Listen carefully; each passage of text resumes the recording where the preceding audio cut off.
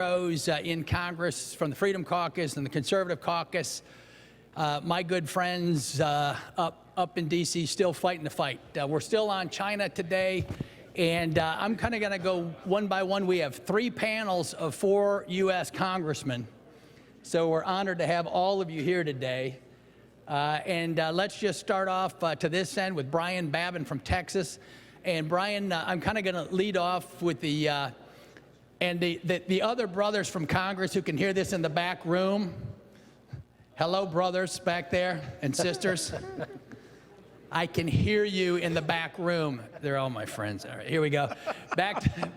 Congressman Babin, I want to ask you all, the first hurdle is, and upon which everything else depends, is the sense of how did China send us this virus? Was it intentionally in any respect? Was it an accident? We all know it came from Wuhan district.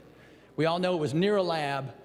But everything hangs on this proposition, right? We have 40 million people out of work.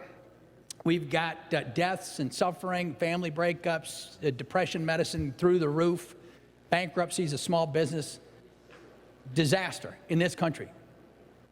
In some sense, it's caused by China. How do you articulate how morally responsible is China for the virus coming this way? Well, it's great to be here with you too, Dave. Great to see you. Great to be with my colleagues. I think absolutely China is responsible for this pandemic. There's no question about it.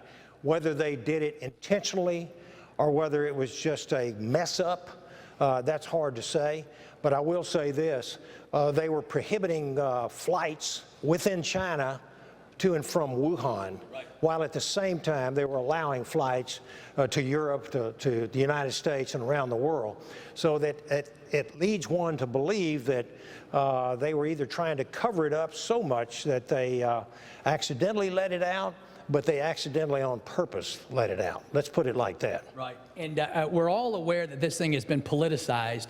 I really don't want to go too much down that road, but in your district, are folks getting the sense that it's from China and that the damage is therefore on China?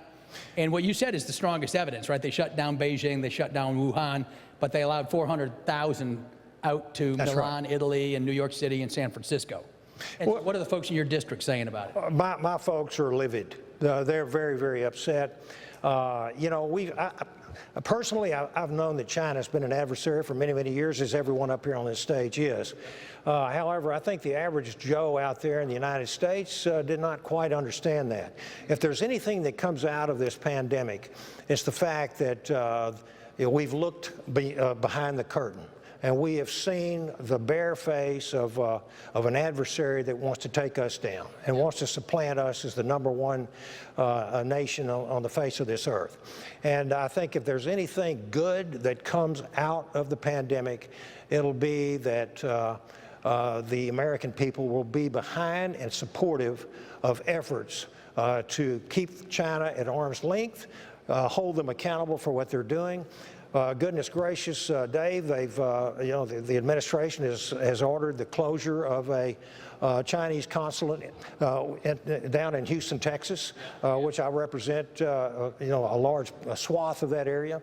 And, of course, in retaliation, they're closing down one of ours in China. But you know what? Whatever it takes, we have to push back. We absolutely have to protect the American people. We have to protect our intellectual property. We have to protect. I'm the ranking Republican on Space and Aeronautics Subcommittee. Super.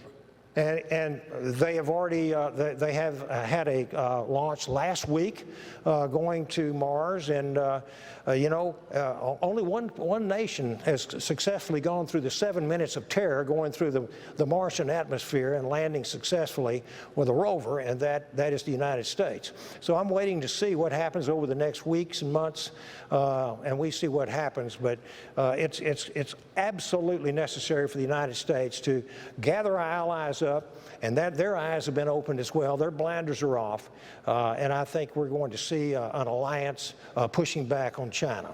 Right. Super, Brian. Thank you. Reverend Congressman